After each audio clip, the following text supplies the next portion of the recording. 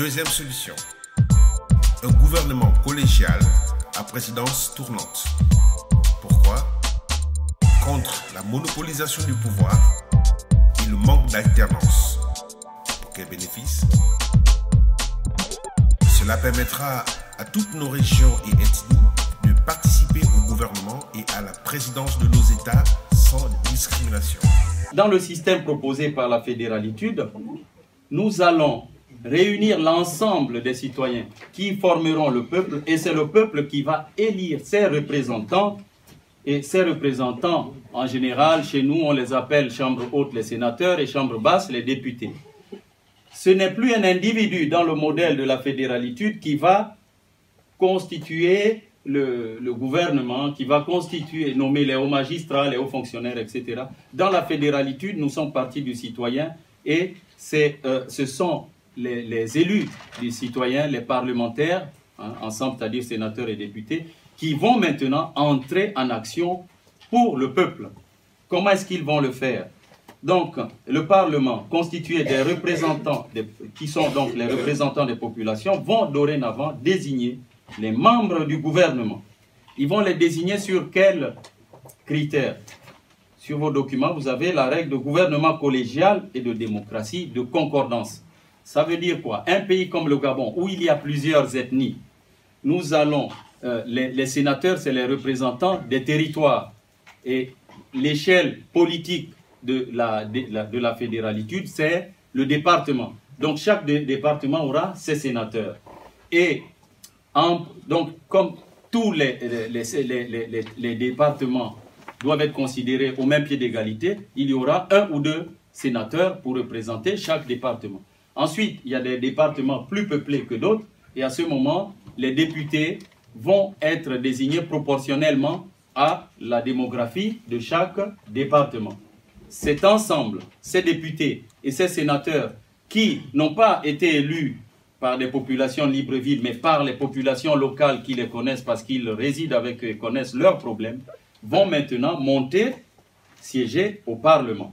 Quand ils seront au Parlement, ils se rendront compte que, mais tiens, il y en a qui viennent de Samba Mangoti, il y en a qui viennent de Mimvoul, et puis il y en a qui viennent de...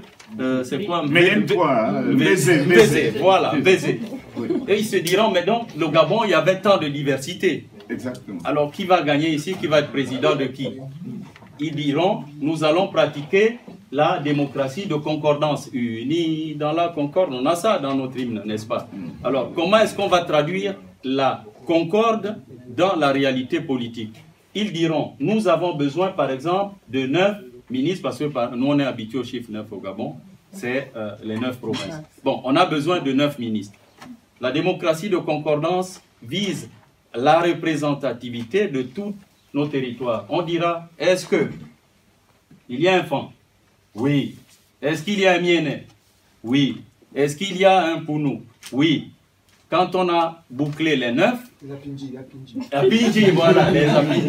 Mais même chez les Mienais, vous savez, il y a le Gallois qui dira, oui, mais les Pongouins, vous avez pris un Pongouin? On a dit non, on a pris un par groupe. Mais il n'y a pas de problème puisque le mandat est de 5 ans. Au prochain tour, nous suivons bien nos statistiques.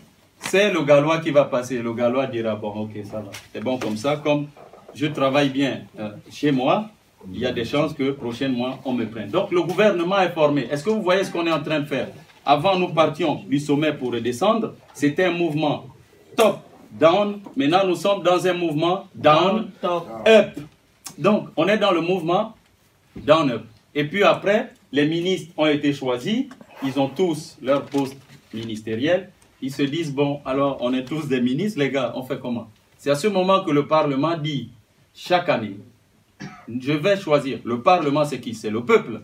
Dit, chaque année, parmi les ministres, nous allons prendre un qui va assurer, en plus de ses fonctions ministérielles, quelques petites tâches en plus pour que la machine fonctionne. Quelles sont ces tâches? Elles sont très simples. À partir du moment où il y a 9 personnes, 9 ministres, ils feront des réunions. Alors, le rôle de celui qu'on désignera pour l'année pour être ministre sera donc d'animer les réunions du Conseil des ministres, primo. Deuxièmement, il faudra bien un qui représente le Gabon à l'extérieur. Ce sera le même. C'est celui-là, le président. Ça devient honorifique. il faudra bien un qui prononce le discours lors de la fête de l'indépendance ou les grands discours lors de la fête de fin d'année.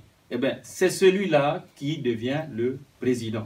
Et c'est le même qui va accréditer les ambassadeurs et les organismes internationaux dans le pays. Donc, il a eu 4 principales missions en plus et ça ne le surcharge pas tant que ça pour assumer sa fonction de ministre. Alors, l'année d'après, il va se reposer et quelqu'un d'autre prend le relais. Mais la désignation, elle ne se fait pas entre eux, sinon ça deviendrait une petite équipe. Ça s'appelle l'oligarchie. Le Parlement qui est là toujours au mois de décembre, 1er décembre, pour choisir celui qui va prendre le poste au 1er janvier. Donc, ça, ce sera le premier élément. La démocratie, vous avez compris, de concordance, c'est représenter tout le monde, tous les territoires et toutes les ethnies, et permettre cette alternance automatique entre les populations. La fédéralitude, un courant de pensée au service de la démocratie, la paix et la prospérité en Afrique. La fédéralitude, un courant de pensée au service de la démocratie, la paix et la prospérité en Afrique.